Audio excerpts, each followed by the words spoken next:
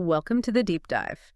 Today, we're doing something a little different. We're undertaking a really critical and I think very detailed analysis of some source material that was actually sent in by a listener. That's right. We're looking at excerpts from Jonah David Connor's book, All That's Wrong with the Bible: Contradictions, Absurdities, and More. And right off the bat, that title tells you this is going to be a challenging exploration. It requires a real commitment to impartiality as we dig into a pretty comprehensive critique of Scripture. Our mission today is really to synthesize and just impartially present the author's arguments. And Connor's work is, well, it's extensive. It's a case-by-case compilation. He covers alleged internal inconsistencies, some really challenging moral teachings, and these profound problems with how the texts were transmitted over time. And what gives his critique its weight, I think, is his background. This isn't just someone with an opinion. Not at all. He has a PhD in linguistics and translation and deep expertise in classical Greek and Hebrew, so he's working with the original languages. Okay, so let's unpack that foundation for a second. Connor isn't coming at this from some, external skeptical position. He was completely immersed in conservative Christian culture for decades. For his entire early life, yeah. And he makes a point of saying his decision to leave his faith was driven by what he calls overwhelming evidence. He really emphasizes that it wasn't some kind of emotional or personal crisis. Right, and he makes a really interesting point about that. He says, when someone converts to a faith during a crisis, that's celebrated. But when someone deconverts based on evidence, It's immediately dismissed. exactly, it's dismissed as being emotionally driven or, fueled by some hidden sin. It's a double standard he calls out right at the beginning. And that framing is just so crucial to his whole methodology, isn't it? It is. His goal was to provide a concise, fact-driven resource. He's basically arguing that his comparative linguistic study of the biblical passages made it, for him, undeniable that many of the Bible's core claims were, well, unreliable or in some cases just outright false. So we're here to synthesize the specific facts and arguments he puts forward. We want to ensure that you get a thorough and hopefully quick understanding of this highly controversial critique, no matter how challenging it might be. So we have to start with the author's background, because his journey really sets the narrative arc for the entire book. It really does. Connor details a completely immersive, conservative Protestant upbringing. We're talking private Christian schools from kindergarten all the way through his bachelor's degree. He was involved in missions, intensive ministry training. He mentions spending time with youth with a mission, or YWAM, and attending the fundamentalist Word of Life Bible Institute. And he describes that environment, especially the Bible Institute, as being intellectually sealed off. It was a total immersion in fundamentalist dogma, with pretty much no contact with any secular influence. So this is important. He's coming into his advanced studies with a deep personal commitment to biblical inerrancy. Right. The belief that the Bible is without error or fault in all of its teachings. That was his starting point. So the big shift for him came when he transferred to Liberty University and then went on to pursue graduate work. And that's where he focused intensely on linguistics and textual criticism, mastering classical Greek and Hebrew. And it was that intense study, looking at the raw material, the original words, the scribal traditions. That's what forced the change. He basically concluded that the Bible itself became the biggest reason he stopped believing the Bible was infallible. Which takes us directly to the stakes. I mean, why do these discrepancies, which can sometimes seem pretty minor, why do they matter so much? Well, Connor actually cites fundamentalist scholars who set the stakes incredibly high themselves. The demand, he says, is often that the Bible has to be 100% true, accurate, and reliable in every detail. In every detail. That includes all the historical, scientific, and even numerical statements. So that creates an absolute threshold. It's an all-or-nothing proposition. Exactly. If any part of the Bible is demonstrably untrue, a numerical error, a contradictory story, a faulty bit of history, Connor argues it forfeits its claim to divine, infallible authority. The whole building of inerrancy just collapses. And the primary defense against these claims of error is what he calls unfalsifiable inerrancy. Let's define that clearly for everyone listening. This is really the core logical defense that you'll hear from apologists.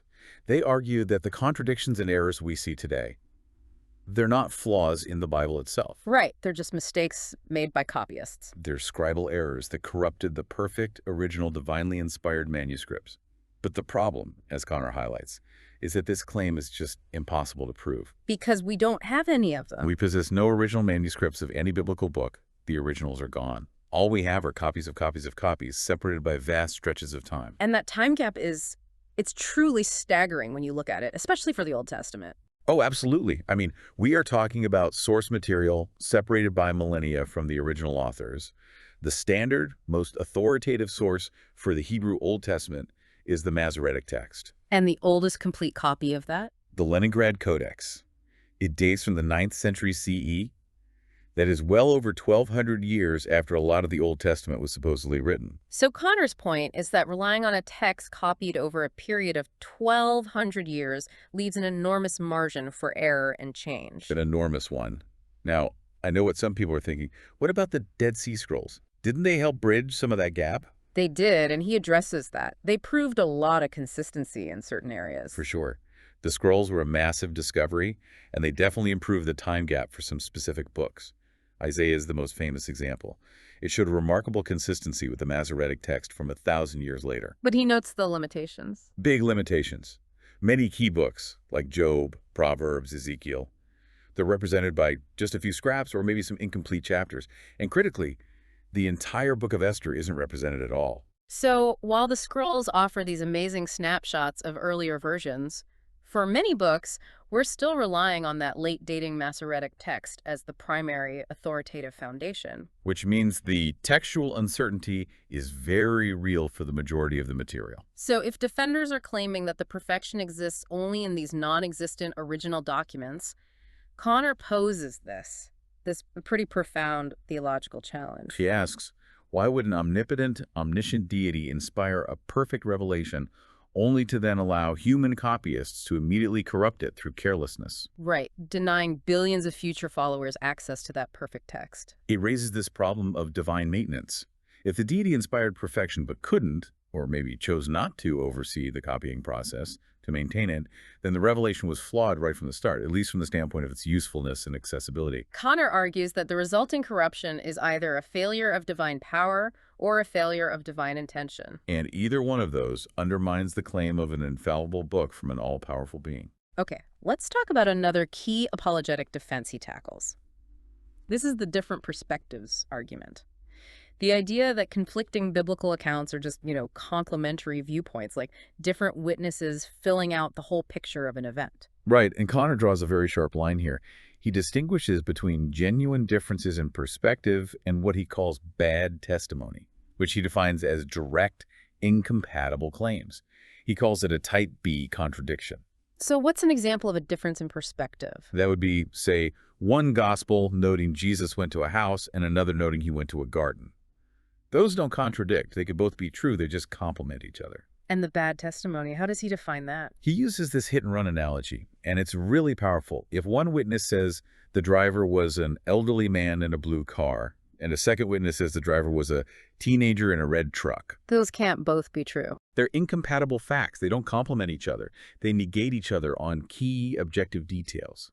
And he argues that many, if not most, of the biblical conflicts, especially those with numbers, names, and timelines, fall into that bad testimony category. They're fundamentally irreconcilable. And he basically concludes that if you have to apply this extreme kind of unfalsifiable reasoning to make them fit, saying contradictions are just spiritual symbols or theological truths we can't understand, then language itself becomes meaningless. Exactly. Yeah. If you have to use what he calls Herculean, bend-over-backward philosophical gymnastics to harmonize obvious conflicts, you've abandoned logical inquiry. He says that the extreme nature of these explanations suggests that apologists are starting with the belief in perfection and then trying to prove it, rather than letting the evidence in the text itself lead to a conclusion. All right, now we dive into the specific evidence. These are the type B conflicts, the ones based on incompatible facts, the details that are really hard to just explain away with theology. And we start with genealogical conflicts, which you'd think should be the most precise. You would think so. Let's look at the case of Selah's father. Genesis 11, verse 12, states very clearly that Arphaxad was Selah's father. It even notes Selah was born when Arphaxad was 35. Very specific. Extremely. But then you get to the New Testament in Luke chapter 3, and Luke names Canaan as Selah's father. which would make Arphaxad the grandfather. So there's a whole extra generation inserted into the lineage. I know the common defense here is that the word father in Hebrew, ab, can also just mean ancestor. How does Connor push back on that? Well, as a linguist, he finds it really strained in this specific context. The verses around it in Genesis 11 are this incredibly detailed chronological list. It gives the exact age for each father when he had a son, 35 years, 30 years, and so on. So the precision of the list makes a random omission unlikely. Right. If the list is otherwise perfectly detailed and accurate, why would this one specific instance just omit an entire generation Canaan? It seems like either an inexplicable major omission or just a clear contradiction between the Luke and Genesis texts. It suggests Luke was drawing from a different and maybe corrupted source tradition. And we see a similar kind of chronological breakdown with Abraham's departure age. We do. If you follow the timeline in Genesis 11, the math suggests Abraham was 135 years old when his father Terah died. Then Acts 7 verse 4 states that Abraham left his home in Haran after his father's death. Okay, so he left at 135 or older. But Genesis 12 verse 4 explicitly states Abraham was 75 when he left Haran. That's a 60-year discrepancy in one of the most important foundational moments for the patriarch. It's a textbook type B chronological conflict. You cannot leave a place at age 75 and also leave that same place at age 135 after your father died. They are mutually exclusive. And Connor highlights that the apologetic response often involves trying to manipulate the timeline of Terah's life, or applying these interpretive filters that just strain all credulity, simply to avoid admitting the accounts are incompatible. These kinds of inconsistencies also spill over into major historical narratives, even the most famous battles, like who killed Goliath, David, or someone named Elhanan. This is a classic one. 1 Samuel 17, as everyone knows, universally claims David slew Goliath. But then you read 2 Samuel 21, verse 19, and it states that Elhanan killed Goliath the Gittite. Okay, I've seen this one before. Modern Bibles often try to fix this, right? They do. Connor points out that modern translations frequently try to harmonize this by adding the words brother of into the 2 Samuel passage. So it reads that Elhanan killed Goliath's brother. But those words aren't in the original text. He stresses that the authoritative Masoretic text does not include them. Linguistically, the original text says Elhanan killed Goliath. The brother of is a recognized human addition designed specifically to eliminate a clear contradiction that must have emerged during the compilation process, probably after David's legend was really solidified. All right, so moving beyond names and narrative sequence, the numerical inconsistencies are just. They're abundant, and they deal with exact, non-rounded figures. Let's start with one that seems minor, but it's very instructive. The number of plague deaths. Numbers 25, verse 9, gives the number as 24,000 Israelites who died in a plague. But then Paul, writing in 1 Corinthians 10, verse 9, sets that figure at 23,000. The 1,000-person difference, it's not huge, but why would a divinely inspired text fail to maintain accuracy on a figure that's supposedly precise? It's a small crack, but it shows a pattern. And then there are the large-scale military and construction figures, where the margin of error is just massive. Let's talk about the military census numbers. David's census is recorded twice, with huge variances. Huge. In 2 Samuel 24, verse 9, Israel's army count is 800,000 men. But the parallel passage in 1 Chronicles 21 says Israel had 11,100,000 soldiers. That's a 300,000-man variance. That's large enough to be an entire army in the ancient Near East. It's not a small difference.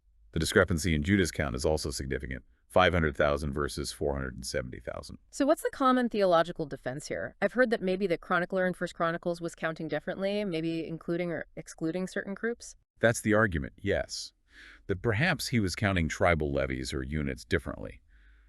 But Connor argues that the text itself actually undermines that defense. How so?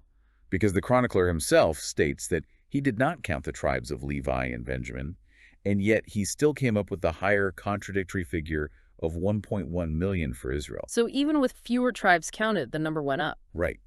It suggests that the later chronicler, writing centuries after the event, just had a different, conflicting, and probably exaggerated number in his source material. For such critical state-level statistics, this degree of variance points toward unreliability, not just a different perspective. The famine duration for David's punishment is another clear type B conflict. Very clear. 7 years in 2 Samuel 24, verse 13. 3 years in 1 Chronicles 21, verse 12. 7 versus 3, not even close. Not at all. And again, Connor notes the textual manipulation that follows. Because a 7-year famine makes David's sin seem much less severe than a 3-year one, some modern translations have just unilaterally changed the figure in 2 Samuel to 3 to get rid of the problem. Even though the authoritative Masoretic text clearly says 7. Correct. It's another confirmation of this constant human effort to fix the source material after the fact. And finally, he looks at the temple measurements. These are figures that should have been meticulously archived, totally objective, yet they conflict significantly across the parallel accounts in Kings and Chronicles. Yeah, these are baffling. Consider the height of the two main columns in front of the temple. 18 cubits high in 1 Kings chapter 7. 35 cubits high in 2 Chronicles chapter 3. That's nearly double the height. It is. And the temple basin, this huge bronze vessel for water. Its capacity is given as 2,000 baths in 1 Kings, but 3,000 baths in 2 Chronicles. How much is a bath? A bath is roughly 6 gallons. So that's a 6,000-gallon difference in the size of this holy water vessel. These are presented as exact figures for the most important structure in ancient Israel, and they are wildly inconsistent. Connor concludes, this pattern suggests that for the later chroniclers and editors, strict numerical accuracy just wasn't the highest priority. So we move now from these numerical conflicts to much deeper disagreements, things regarding divine instruction and the very identity of Yahweh. And Connor suggests that these types of internal contradictions lend significant weight to the documentary hypothesis. Right. That's the academic view that the first 5 books of the Bible, the Pentateuch, were compiled from multiple human sources over time, sources often labeled J, E, D, and P. And these different sources naturally contain conflicting viewpoints on God's nature and historical events. Exactly. And that hypothesis really helps explain the foundational conflict surrounding Yahweh's name revelation. Okay, lay this one out. In Genesis 15, the text implies that Abraham knew and used the name Yahweh.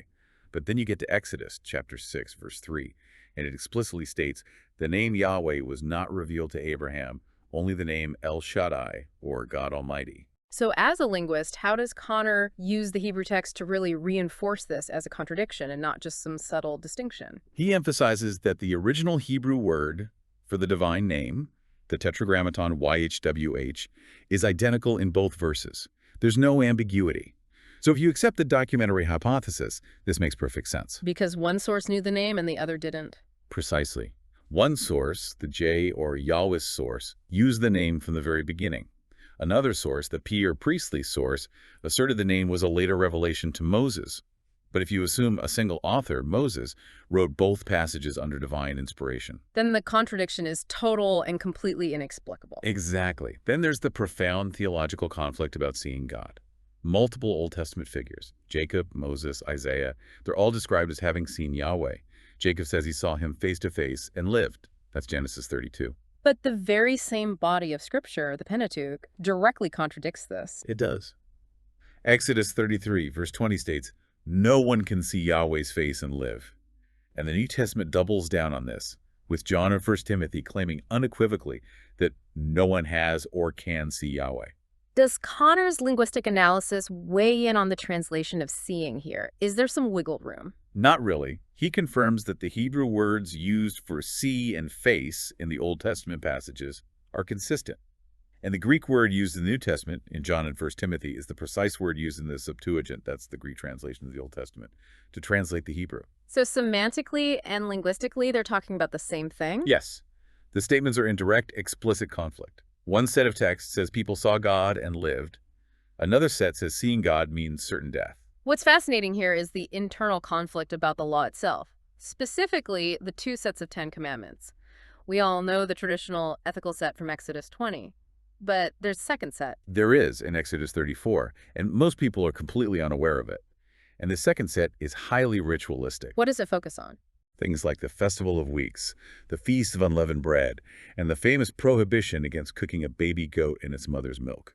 The conflict arises because Yahweh stated that this second ritualistic set was a replacement for the first tablets that Moses broke. A replacement? Yes, explicitly stating he would write the same thing as on the first tablets, and then concluding by affirming that this new list was, in fact, the 10 Commandments. That's in Exodus 34, verses 27 and 28.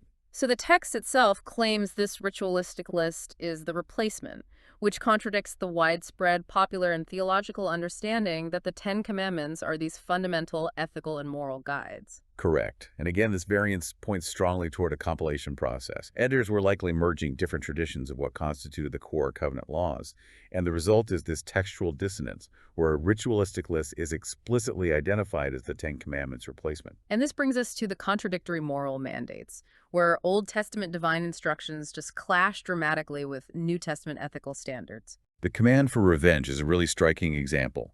Yahweh commanded the Israelites to enact total violent revenge on the Midianites and the Amalekites, slaughtering every male, taking plunder. This is an explicit divine mandate for vengeance. And the New Testament? It offers the polar opposite command, do not repay evil for evil. It urges forgiveness and love toward your enemies. The two commands are morally incompatible. Then there's the highly disturbing theological issue of divine deception. I mean, we are told in 1 Kings 22 that Yahweh holds a conference in heaven and approves a lying spirit to be sent to King Ahab to trick him into a battle that would lead to his death. And that concept reappears in 2 Thessalonians, which says Yahweh actively sends a powerful delusion to deceive those who reject the truth. This stands in direct, undeniable conflict with Titus 1, verse 2, which asserts that Yahweh cannot lie. So if God can actively send a deceiving spirit or a delusion, the claim that he cannot lie is, well, it's philosophically and theologically untenable. Right. Connor argues this demonstrates an evolution in the concept of God, from an ancient tribal war deity who is capable of manipulation and deception to a later, more philosophically pure, incapable of lying deity. We also see this conflict around the emotion of hatred. Romans 9 says Yahweh hated Esau. Hosea 9 shows God cursing and hating Ephraim. And this conflicts directly with the foundational New Testament ethical instruction in 1 John chapter 3. Whoever hates his brother is a murderer. And Connor confirms the original Greek word is the same. Identical. The word for hate, mizio, is used consistently throughout the New Testament to mean literal hatred. The defense that God just loved less has no linguistic basis here. It's a clear theological contradiction about whether the deity is capable of performing an act hatred, that the deity's own later instruction says is equivalent to murder. So moving into the New Testament, Connor says he expected the most significant events in human history, the life, death, and resurrection of Jesus, to be recorded with, total detailed agreement. But instead, he says he found the accounts to be jarringly distinct. He argues it indicates unreliable, erratic testimony. And this is where the sheer density of conflicting details within the four Gospels really becomes the focus. It does. These accounts are written decades after the events, relying on oral traditions, and the differences become highly problematic when you're looking at them through the lens of inerrancy. Okay, let's start with the nativity and childhood. There's a fundamental disagreement over where the Holy Family went immediately after Jesus' birth in Bethlehem. A fundamental one. Matthew's itinerary is Bethlehem, then to Egypt, then to Galilee. He describes the family fleeing to Egypt because of Herod's massacre of the infants and only returning after Herod's death, eventually settling in Nazareth. And Luke's version? Luke's itinerary is completely different. It's Bethlehem, then to Jerusalem for the purification ceremony, then directly back to their home in Galilee. Luke makes no mention of Egypt at all. So, that's an incompatible itinerary. You can't immediately return home to Galilee and simultaneously flee 300 miles south to Egypt for an extended period of time. You can't. They are mutually exclusive travel plans. And Connor's point is that if the purpose of the Gospels is reliable biography, then either leaving out a life or death flight to a foreign country or fabricating it entirely constitutes extremely poor historical testimony. They contradict the entire context of Jesus' early life. And even his immediate post-baptism activity conflicts dramatically. It does. Matthew and Mark both say that Jesus went immediately into the desert for 40 days to be tempted. But John's Gospel, chapter 2, places Jesus just 3 days after his baptism at a wedding in Cana. Which is about 70 miles away from the traditional desert location. Exactly. He could not be in two places at the same time. It indicates incompatible chronologies for the very beginning of his public ministry. Speaking of incompatible testimony, Connor flags the Gospel of Matthew for what he sees as a recurring pattern of exaggeration when you compare it to Mark and Luke. This is a really consistent finding, he points out. Matthew frequently lists two people, where Mark and Luke only list one. And the suggestion is that Matthew was embellishing the miracle to enhance Jesus' perceived power or prestige. What's an example? Matthew 8 lists two demoniacs being healed in the Gadarenes, while Mark 5 and Luke 8 list only one. The exact same variance happens with the story of the blind men near Jericho. Matthew says there were two, Mark and Luke say there was one. So if these were just honest, independent witnesses, how does Connor interpret that pattern? Well, he argues that if Matthew knew there were really two people involved, why would Mark and Luke minimize the miracle by only recording one? It just doesn't make sense for a biographer to reduce the power of their subject. But the other way around. The other way around makes perfect sense. If Matthew was writing later and perhaps drawing upon and altering Mark's gospel, this pattern confirms embellishment and exaggeration, which disqualifies the text as a strictly accurate historical record. We also see this incompatibility in the story of the centurion. Matthew 8 says the centurion went to Jesus himself to plead for his servant. Right, but Luke, chapter 7, says the centurion did not go himself. He sent messengers, elders of the Jews, to speak on his behalf. Someone cannot both go and not go. Precisely. And while apologists try to harmonize this by saying the centurion initiated the request and acting through an agent is like acting yourself, Connor argues this is just bending the text until it breaks. The evangelist provided contradictory details on a simple, factual interaction. Let's turn to the central events, the crucifixion and tomb accounts, which the author expected to be flawlessly consistent, starting with the actual day of the crucifixion. There are two non-negotiable days presented in the Gospels. Mark claims the crucifixion happened on the second day of unleavened bread, that's the 15th of Nisan, after the Passover meal had been eaten. Okay, but John's gospel disagrees. Completely. John claims Jesus was crucified on the first day, the 14th of Nisan, specifically when they sacrificed the Passover lamb. This disagreement means the Gospels can't even agree on whether Jesus ate the Passover meal with his disciples or if he was the Passover sacrifice. It's a massive chronological and theological dispute about the core event. And the narrative of the two thieves on the cross next to him is also completely different. Again, bad testimony. Matthew and Mark both claim that both of the thieves mocked Jesus, but Luke says only one mocked him, and the other actually defended Jesus and was promised paradise. So the accounts fundamentally disagree on the behavior and the eternal fate of the two critical secondary figures who were present at the crucifixion. Exactly. And the resurrection accounts present what Connor calls the clearest and most irrefutable contradictions of all. Where do they conflict? Everywhere. They conflict on the timing of the arrival at the tomb. Did Mary Magdalene arrive after the sun had risen, as Mark says, or when it was still dark, as John says? They conflict on who even went. Mark lists 3 women. John lists only Mary Magdalene. And most acutely, they conflict on the figures at the tomb and their location. Okay, break down that location conflict. Matthew says there was one angel, and he sat on the rock outside the tomb. Mark says there was one young man who was already sitting inside the tomb. And Luke and John both say there were 2 figures, men or angels, who were inside the tomb. So one or two, inside or outside, angel or man. It is not a difference in perspective. It's just irreconcilable testimony on the number and location of the key witnesses to the single most important miracle.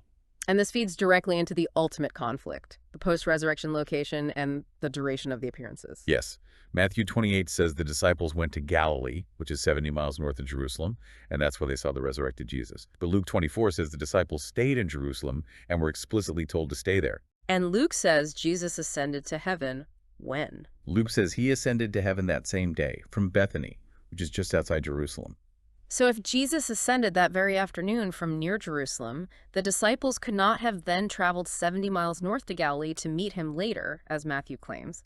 It creates an unbridgeable geographical and chronological gap. That's right. And Connor concludes that not a single one of the 5 primary accounts of the resurrection, that's the 4 Gospels, plus Paul's account in 1 Corinthians, agrees entirely with any other regarding the crucial details, the appearances, or the instructions given. It just confirms the erratic nature of the testimony surrounding the most important miracle claim in Christianity. So Connor now transitions from textual contradictions to moral issues.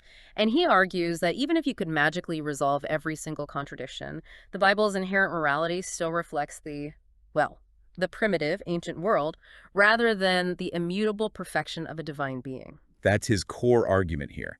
The text condones practices that modern Western morality universally condemns. And he says the moral framework only makes sense if we accept that the authors were just people working within the legal and social constraints of Bronze and Iron Age societies. Okay, so let's look first at slavery. The common apologetic defense is that biblical servitude wasn't real slavery. It was more like indentured servitude. How does Connor refute that? He goes straight to Exodus 21, which explicitly details the treatment of non-Jewish slaves people who were considered victims of war or were purchased from neighboring countries. And what does the text say? The text states that if a man strikes his slave, male or female, with a rod, and the slave survives for a day or two, the owner is not to be avenged, for the slave is his property. His property. The key here is that the famous eye for an eye rule did not apply to slaves. The owner only had to release the slave if they were injured. Connor argues this passage explicitly confirms that slaves were treated as disposable chattel property. It's a condemnation of genuine, harsh slavery. Then there is the issue of genocide. Yahweh ordered the systematic slaughter of entire people groups, including women, children, and infants. Yeah, Deuteronomy 2 and 3, 1 Samuel 15. The commands are explicit. And Connor deeply critiques the rationale behind it. The defense is usually that the Canaanites were irreparably evil. But he finds that morally inconsistent. Very. Yeah. He argues that if Yahweh is omnipotent, why use human armies and the brutality of the sword to perform an execution he could have done supernaturally, like he did with the flood or with Sodom and Gomorrah? And beyond that, he questions the premise of their wickedness. Right. He notes that if their wickedness was things like sexual immorality or ritual abuses, these are sins that modern, supposedly Christian societies are also guilty of, yet we don't see any comparable divine extermination order today. He concludes the actions are purely reflective of ancient tribal warfare and conquest, not divine justice. The text also presents many examples of the punishment of the innocent for the sins of the guilty. This speaks to a concept of corporate guilt, which is very alien to modern justice. A horrifying pattern emerges when you look for it. Yahweh killed all the Egyptian firstborns, including the children of prisoners and servants, because Pharaoh was obstinate. The innocent paid the price for the obstinance of one ruler. And with David's census, 70,000 people died in a plague because David was incited by Yahweh to take a census. The consequence of David's sin was paid by tens of thousands of unrelated commoners. And the incident with Job's children is often overlooked in this discussion. It is. Job's 10 children are killed in the opening chapter as part of a bet or a test between Yahweh and Satan. Their death is just collateral damage deemed necessary to test Job's faithfulness. It shows a disregard for individual human life when pursuing a larger divine or theological goal, a moral concept that modern readers find deeply troubling. And this leads us to some profound theological absurdities about God's nature and motivation. The direct claim in Isaiah 45, verse 7, is perhaps the most shocking to contemporary theology. It says, I make peace and create evil. I, the Lord, do all these things. Create evil. And Connor stresses the linguistic point here. The Hebrew terms for create, which is bara, and evil, ra, are identical to the ones used in the Genesis creation account. Now, apologists will often translate Ra as calamity or disaster, but the text clearly states God creates evil, making him the source of moral failure. Which undermines the entire concept of an entirely good, benevolent creator who is separate from evil. Completely.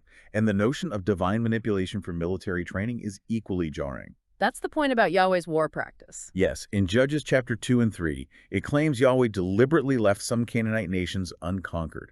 And the reason given, so that the remaining generations of Israel would have someone to practice their fighting skills with. Wow. It suggests a divine motivation centered on ensuring military readiness rather than immediate peace or total rest for his people.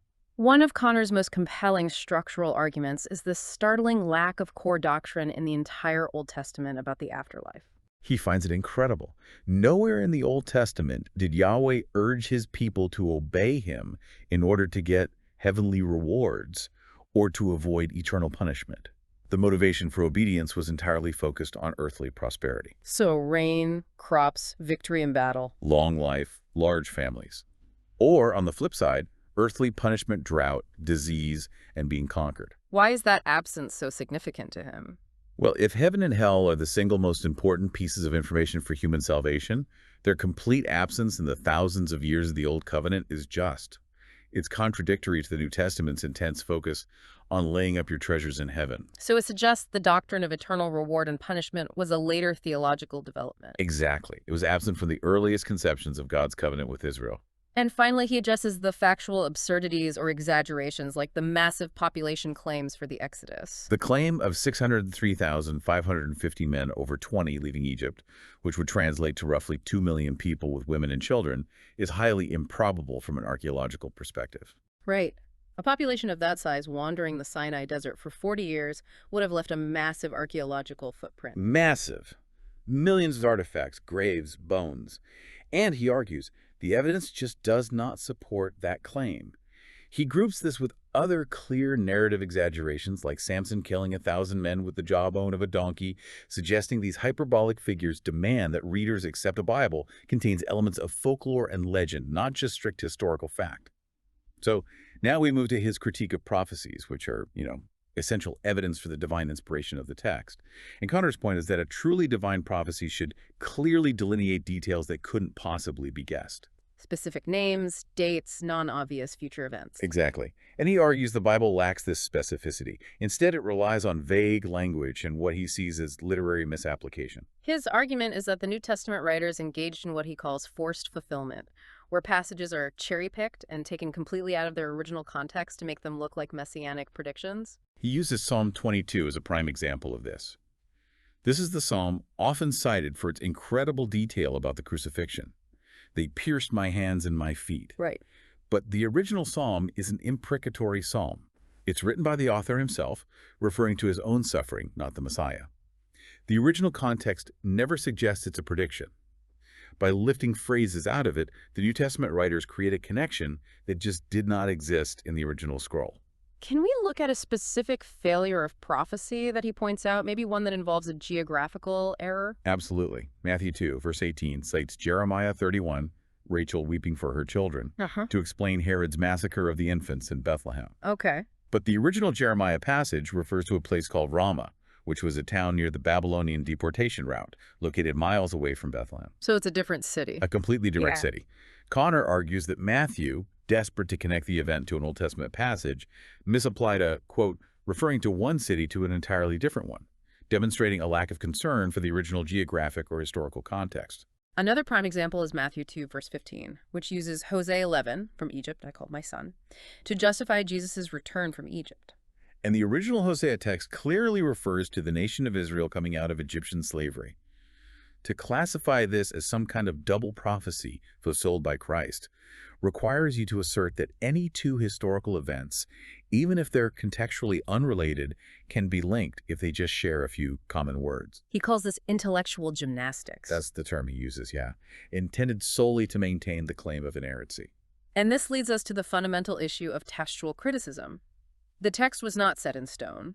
Scholars widely agree that adjustments and interpolations happened over time. This is a critical point. The reality of textual fluidity means that verses once considered infallible God's word are now, in modern Bibles, often relegated to footnotes. Why? Because subsequent discoveries of older, more reliable manuscripts prove they were later additions.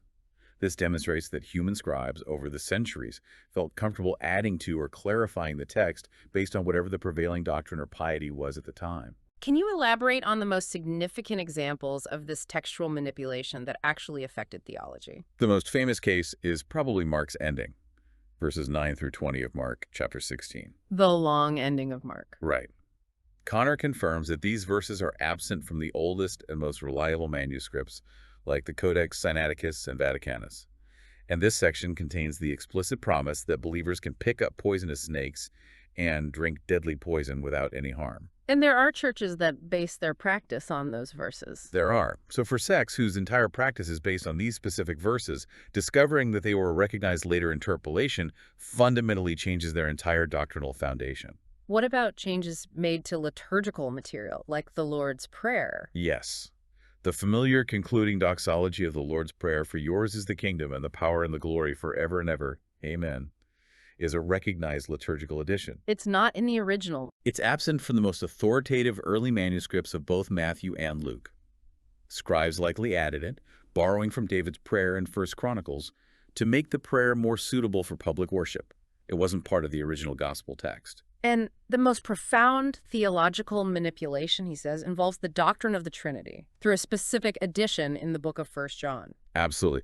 The famous phrase in 1 John 5, verses 7 and 8, it's often called the comma Johannium, which reads, "There are three that witness in heaven, the Father, the Son, and the Spirit." That was intentionally manipulated and added in later manuscripts. Specifically to bolster the doctrine of the Trinity. Yes, during heated theological debates. Yeah. The earliest manuscripts only read, There are three that witness: the Spirit, the water, and the blood.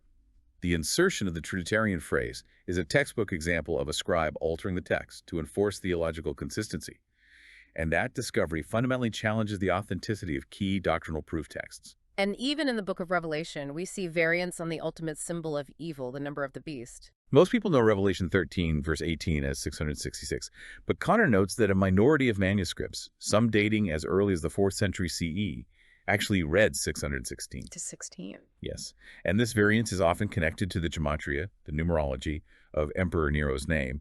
Depending on whether you use the Greek spelling or the Roman spelling, the numerical value changes from 666 to 616. So the existence of this variance means that human translation committees have to actively choose which number of the beast they believe the Bible says. Which illustrates the highly human process of selecting and establishing what the biblical text even is. So the existence of hundreds of these significant variants and recognized interpolations means there is, in his words, no singular biblical text. A human committee has to constantly decide what the Bible says when the manuscripts conflict. That is Connor's final, powerful assertion on transmission. The Bible is, quote, human from start to finish. Humans wrote it, humans copied it, humans changed it, humans edited it, and humans translated it. At no step along the way is there any measurable, verifiable, divine intervention to ensure consistency or perfection. It behaves exactly like every other ancient text transmitted across time and cultures. Hashtag tag tag outro. So to wrap it up, Connor concludes that the compiled discrepancies, the numerical errors, the moral challenges, the textual fluidity, all of it points inescapably to the Bible being an imperfect human document, written, copied, and edited over centuries. And he stresses that this conclusion is entirely consistent with the academic findings for virtually any other ancient text transmitted this way. It's the norm, not some extraordinary exception. Right. His closing critique also challenges what he calls the intellectual laziness of average readers. He argues that these inconsistencies are not obvious. They only appear through painstaking comparison of details across texts, often in the original languages. Which is the exact work he did for his PhD. He notes that many readers are content to just peruse their favorite comforting passages and never engage in the strenuous comparative study required to uncover these fundamental inconsistencies. And he highlights a perceived intellectual hypocrisy. He does.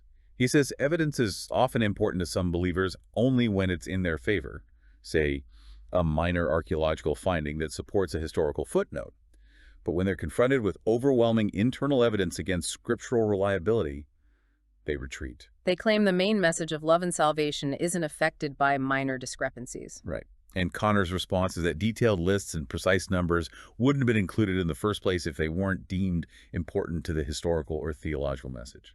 So ultimately, the source concludes that the Bible, while it's an undeniably fundamental text of Western civilization containing inspirational messages and profound poetry, it fails to be anything like the extraordinary, flawless evidence required for the extraordinary claim of a perfect, inerrant book delivered by an omnipotent deity. The textual data just doesn't support the theological claim of perfection. And while he strongly encourages everyone to read the Bible thoroughly, the good, the bad, and the contradictory, the implication is that we have to approach it as what the evidence suggests it is. An ancient human document that reflects evolving human thought about the divine, rather than an infallible, singular divine mandate. Exactly. So, if the author is correct that the Bible is not inerrant, perfect, nor wholly reliable, what are the long-term implications for how we prioritize evidence versus belief in modern life? When you're choosing which historical texts to trust, religious or secular, if your deeply held faith is challenged by verifiable linguistic and textual facts, do you follow the evidence where it leads, even if it's inconvenient? Or do you hold fast to dogma, regardless of the data presented? That's the question this extensive deep dive into Connor's critique leaves you to explore on your own. A provocative thought indeed. Thank you for diving deep with us today.